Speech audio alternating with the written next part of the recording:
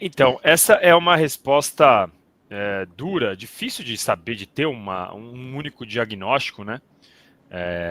Palmeiras, eu tenho tentado entender também por que isso acontece. E eu acho que em alguns jogos, nesses jogos mais decisivos, nesses jogos maiores, falta um jogador que chega e vira protagonista mesmo. O Palmeiras, ele se notabilizou por ser um time muito coletivo nos últimos tempos, em todos os tempos, né, desde a chegada do Abel. Em todos os títulos. Inclusive, tive até uma discordância esses dias que deu uma certa repercussão aí com o Mauro César, porque eu tenho uma visão diferente da dele, né? Ele acha que o Palmeiras foi salvo pelo Endrick em 2023 e pelo Estevão em 2024, embora o Palmeiras não tenha sido campeão de nada em 2024 além do Campeonato Paulista. Eu tenho uma visão um pouco diferente, porque eu acho que em 2023, dependendo do momento que você faz o raio-x, você vê um protagonista diferente, justamente por essa característica de Palmeiras ser um time muito coletivo. Então, teve um momento que era a temporada do Zé Rafael, que eu acho que, aliás, foi o melhor jogador que o time fez.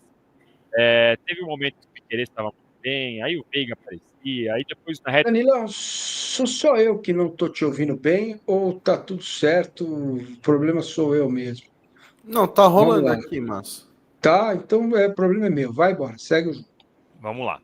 Aí eu tenho essa discordância porque em 2023 o Palmeiras teve momentos distintos, né, na temporada. Então, como eu disse, eu acho que o Zé Rafael foi o melhor jogador de 2023 para mim no geral. Acho que ele foi a alma do time, tanto que depois em 2024 ele parou de jogar e o time sentiu muito a ausência dele. Mas em alguns momentos o Piquerez estava muito bem, em alguns momentos o Rafael Veiga aparecia. E aí sim, na reta final teve a aparição do Veiga, do Endrick. E o Endrick realmente apareceu muito bem na reta final, quando o Botafogo desagou, quando o Botafogo parou de jogar bola.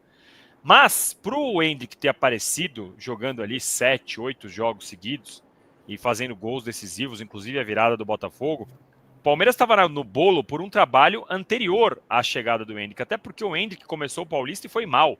Não é aqui querendo dizer, eu mesmo acho que o Endrick demorou a voltar para o time. Acho que demorou a voltar, especialmente na eliminação para o Boca. Mas quando o Abel começou a usar o Endrick em 2023, ele estava mal. Ele jogava o Paulista mal. Ele não conseguia ficar de pé, né? Então, eu acho que coletivamente o Palmeiras teve momentos diferentes em 23. E aí depois em 24 a mesma coisa. O Estevão apareceu em vários momentos, mas é contraditório porque tem muita gente que diz que o Estevão é Cuiabá Man, que não jogou, que não sabe jogar, que não joga em jogos importantes. Eu acho que o problema do Palmeiras é que ele é um jogo tão coletivo, tão uma engrenagem que tem que funcionar, que a hora que precisa de um jogador para pegar a bola embaixo do braço e resolver, não tem. Deveria ter. Poderia ser o Estevão, mas ele está sendo marcado por 3, 4 jogadores toda a partida. Poderia ser o Vitor Roque, mas o Vitor Roque ainda não conseguiu encontrar seu futebol. Poderia ser o Paulinho, que já já a gente vai falar um pouco sobre o Paulinho, mas o Paulinho ainda está com dificuldades físicas.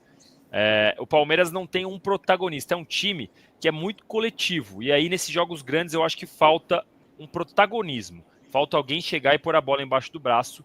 Essa é a minha impressão, Massino.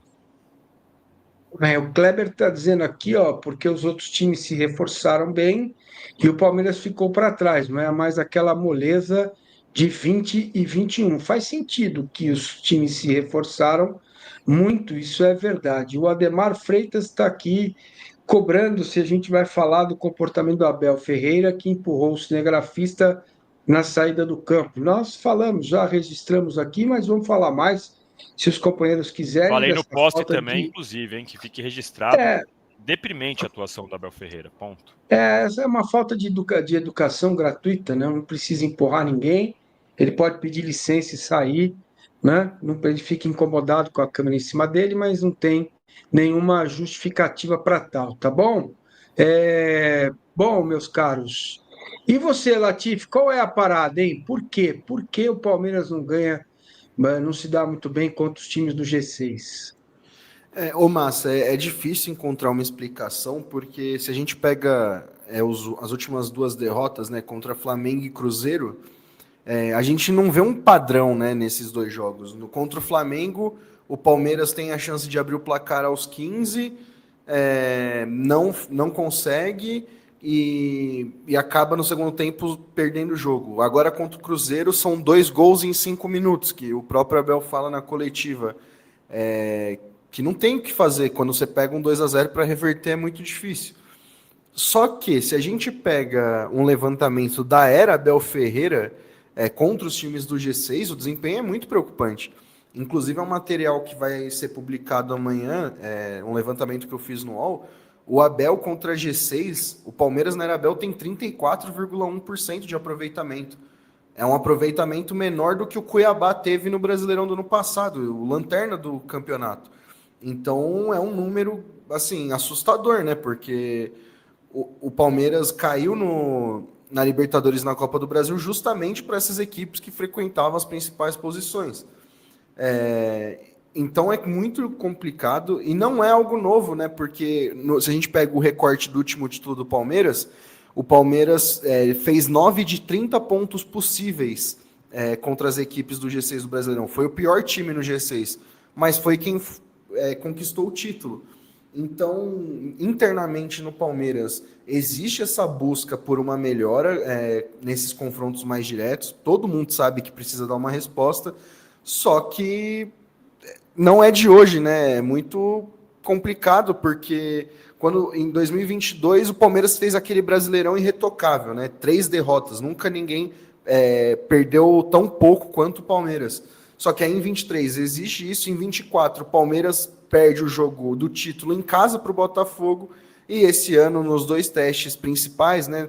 Talvez ali contra o Bahia tenha o problema, e aí contra o Cruzeiro e o Flamengo foi um desastre.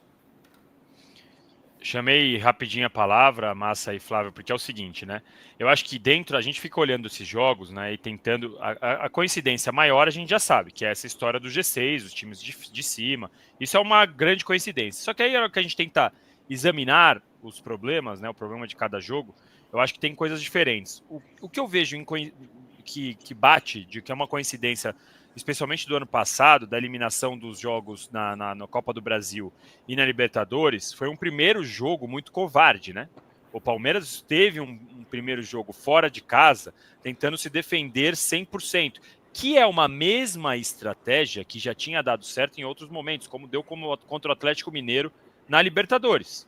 Então é um pacote. Foi a mesma estratégia que deu certo, desta vez, em 2024, contra Flamengo e contra o Botafogo, deu errado. O Palmeiras foi massacrado pelo Botafogo no Rio de Janeiro, e aí quando jogou na volta, quase conseguiu, ficou por aquela mão do Gustavo Gomes. É verdade que foi jogar bem esses 20 minutos finais ali do jogo, e quase buscou nesses 20 minutos. E contra o Flamengo, aí eu acho que é um pouco diferente, embora eu concorde que o primeiro jogo foi muito covarde, o Palmeiras poderia ter perdido por mais, mas na volta o Palmeiras jogou muito, mas muito melhor que o Flamengo o jogo todo. Não foram 20 minutos. Então eu acho que tem... dentro desses jogos a gente vai examinar. E aí agora, como você bem disse, né, Flávio, esse jogo contra o Flamengo já neste ano, que o Palmeiras perdeu, o Palmeiras fez um primeiro tempo ruim, mas junto com o Flamengo, que não queria jogar, que pela primeira vez eu vi o Flamengo atrás da linha da bola, e passou a perdeu o pênalti, né? Inacreditavelmente perdeu outro pênalti, e depois saiu atrás do placar em um pênalti inexistente, e isso muda completamente o jogo. E contra o Cruzeiro foram 5 minutos dormindo.